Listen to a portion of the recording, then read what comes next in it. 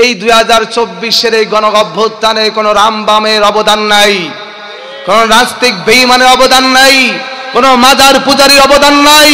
এই দেশের তাওহীদি জনতা, ছাত্র জনতা তাদের বুকের তাজা রক্ত ঢেলে দিয়েছে, বন্দুকের সামনে দাঁড়িয়েছে, হাজার হাজার মানুষের ভিড়ে পুলিশ বাহিনী একটাকে গুলি করে লাশ বানিয়েছে, পাশের একটা মানুষ চলে যায় নাই, সামনের দিকে এগিয়ে গিয়েছে, নারায়ে তাকবীর আল্লাহু আকবার তাকবীর ধ্বনি দিয়েছে। হাসিনা বাংলার জমি ছাড়তে বাধ্য হয়েছে, ঠিক কিনা বলো? শুধু হাসিনা নয়, হাসিনার থেকেও বড় কোন স্বৈরাচার যদি আমাদের দেশে আসে, এদেশের ইসলামী আন্দোলনের কর্মীরা ভয় করবে না, এদেশের তাওহীদি জনতা ভয় করবে না। আমরা রক্ত যখন দিয়েছি, রক্ত আরো দেব, তবুও বাংলার জমিনে কোরআনের রাজ কায়েম করেই ঘরে ফিরবো ইনশাআল্লাহ। বলো, হিম্মত করে বলো ইনশাআল্লাহ। তোমরা রাজি আছো না নাই?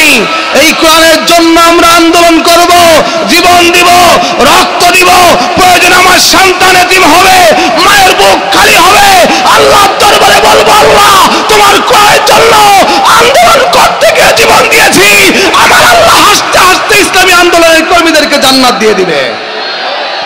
আপনি বলবেন হুজুর হাসিনারে এত রাগ করতেছেন, হাসিনা যে মডেল মসজিদ করলো, ও জায়গাও দুর্নীতি।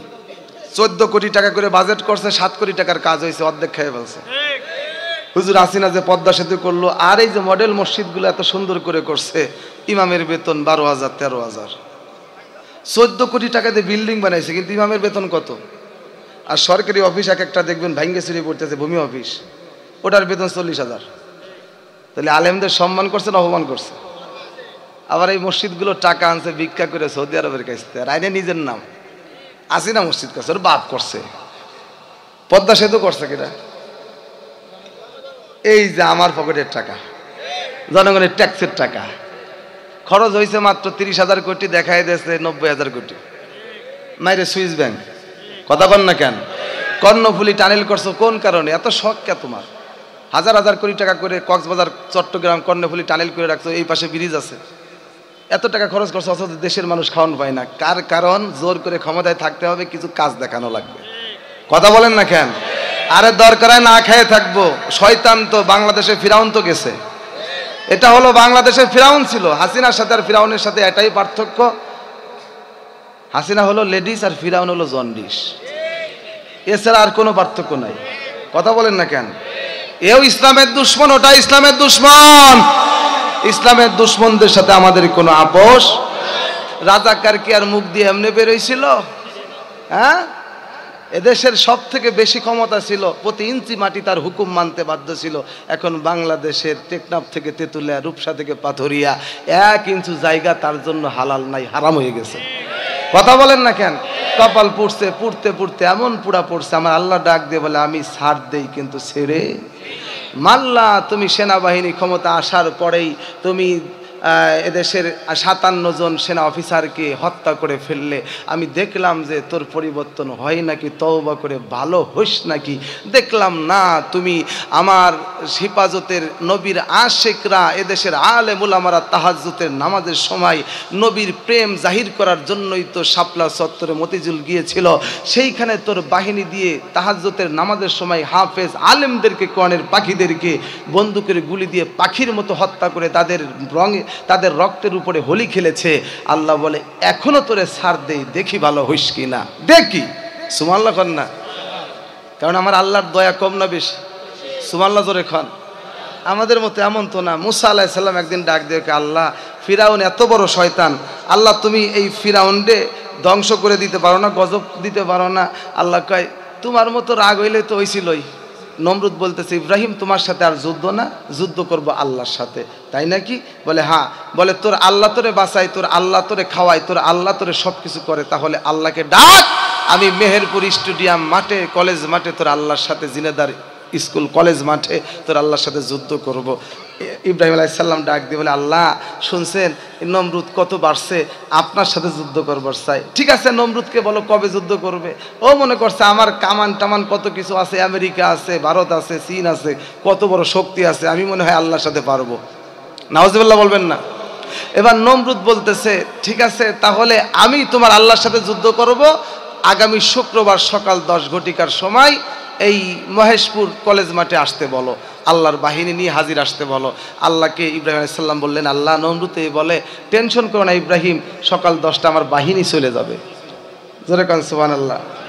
আর নমরুদ বলতেছে, ইব্রাহিম তুমি এখনো আল্লাহ আল্লাহ করো, তোমার আল্লাহ বাঁচায়, তা তোমার আল্লাহ তোমার রব এখনো সুযোগ আছে, আমাকে তুমি রব মানো, তোমাকে ছেড়ে দিব, আমাদের 10-এ চলে আসবা, তোমার বাবা একজন মন্ত্রী, তোমাকে ভালো একটা এমপি বানায় দেব, সুখে শান্তিতে দিন কাটাইবা, তোমার সাথে আর কোনো শত্রুতা থাকবে না, তুমি আমাকে শুধু একবার রব বলে ঘোষণা দাও, মনে মনে গালি দাও কিন্তু মুখে একবার বল যে আমি তোর খোদা।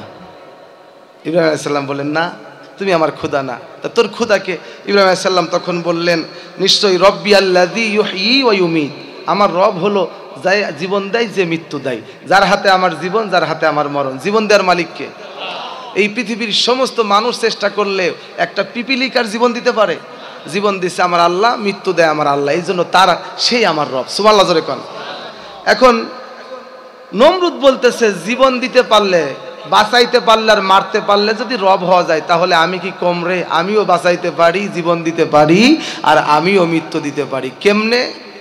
নমরুদ তখন বলে, ক্বালা আনা উহয়ী ওয়া উমীত, ও ইব্রাহিম দেখ আমিও বাঁচাইতে পারি, মারতে পারি।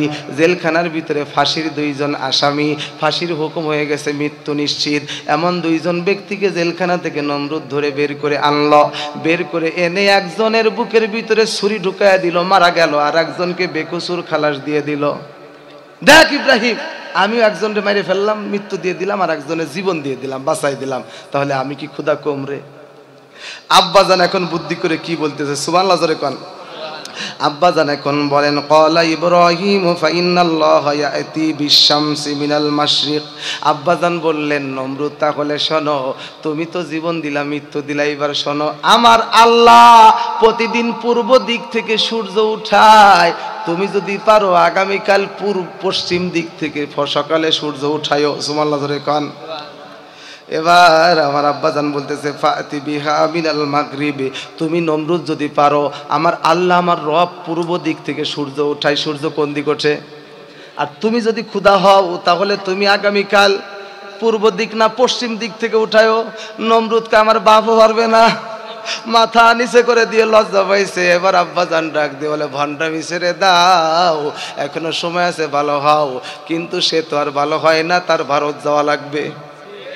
এই জন্য সে ডাক দিয়ে বলে, ঠিক আছে, তোর রবের সাথে, তোর আল্লাহর সাথে আমার আগামী শুক্রবার সকাল 10টায় যুদ্ধ হবে। এইবার যুদ্ধের ঘোষণা দেওয়ার পর শুক্রবার সকাল 9টার সময় নমরুদ তার বাহিনী নিয়ে মাঠের ভিতরে হাজির হয়ে গেছে। সহ্য হইতেছে না, ট্যাং টুং যা ছিল, বোমা বারো, তীর ধনুক, তরবারি, গোশাক যা ছিল সব নিয়ে মাঠে হাজির। টেলিফোন করছে, ইব্রাহিম এখনো তো তোমার রব, তোমার আল্লাহ বাহিনী পাঠাই না, আর মাত্র 1 ঘন্টা আছে। ইব্রাহিম বলে, সময় হোক, চলে আসবে। যখন ঠিক সকাল 10টা বাজছে, তখন আকাশ কালো হয়ে গুন গুন গুন করে মেঘের পাল, মশা চলে আসছে, আকাশ কালো।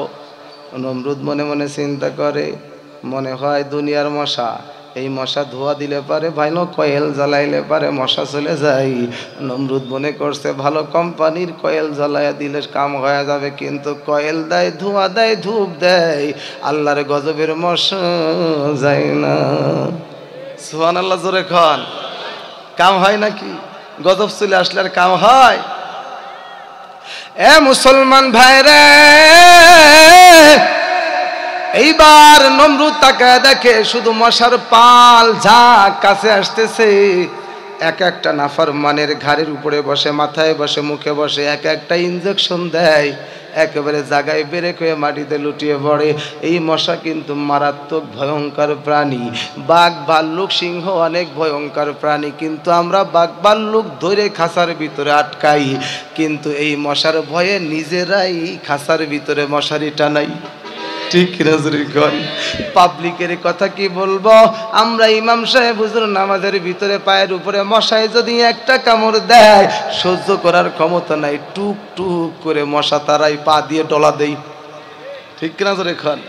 এই জন্য নমরুদ সব কিছু পারবা, সব ঠেকায়া দিবা, আরে ইব্রাহিম খলিলুল্লাহর সাথে দুশ্মনী করবা, কিন্তু আল্লাহর গজবের সাথে পারার ক্ষমতা কারণ নাই। বাড়িতে বিড়াল আছে, আবার 10টা ইঁদুর আছে, ইঁদুর 10টা, ইন্দুর 10টা, ইঁদুর 10টা, শুলা ইঁদুর বলে আমাদের ফরিদপুর। এই শুলা ইন্দুর ডাক দিয়ে বলতেছে, সমাবেশ ডাক দেছে, ইন্দুর ভাই এদিকে আসো। এই বাড়ির বিড়ালের কারণে তো আমরা মালিকের ধান খাইতে পারি না, লেপ তশক ছিদ্র করতে পারি না, আমাদেরকে শুধু দোরের উপর রাখে আমার জেরি, টম জেরি আছে না, বলে আমরা তো এই বিড়ালের কারণে আর পারলাম না, শুধু আমাদেরকে ডিস্টার্ব করে, মালিকের ক্ষতি করতে পারি না, ধান গম খাইতে পারি না, ফসল নষ্ট করতে পারি না। তাহলে শোনো, আমরা এই বিড়ালকে আর রাখবো না, বিড়াল মেরে ফেলবো। কেমনে? ইঁদুররা সব বলতেছে, শোনো মিয়া ভাই, আমি কিন্তু মাথা ধরবো, বিড়ালের আর একজন বলে আমি বিড়ালের গলা ধরবো, আর একজন বলে আমি ঠ্যাং ধরবো, আর একজন বলে হাত ধরবো, আর একজন লেজ ধরবো, আর একজন পিঠ ধরবো। 10 জন ভাগ করে নেছে। ছোট একটা আছে বাটফার, ও ডাক দিয়ে কয়, মেয়ে ভাই সবাই তো ঠ্যাং ধরছো, হাত ধরছো, পাও ধরছো, গলা ধরছো, লেজ ধরছো, কিন্তু বিড়ালের ম্যাও ধরবে কে? বিড়াল যদি একবার ম্যাও কইছে তাহলে ইঁদুরের পাল থাকবে? কথা বলেন না কেন? বাংলার মুসলমান শোনো, তোমরা যদি একবার শাহজালাল আমিনীর মতো নারায়ে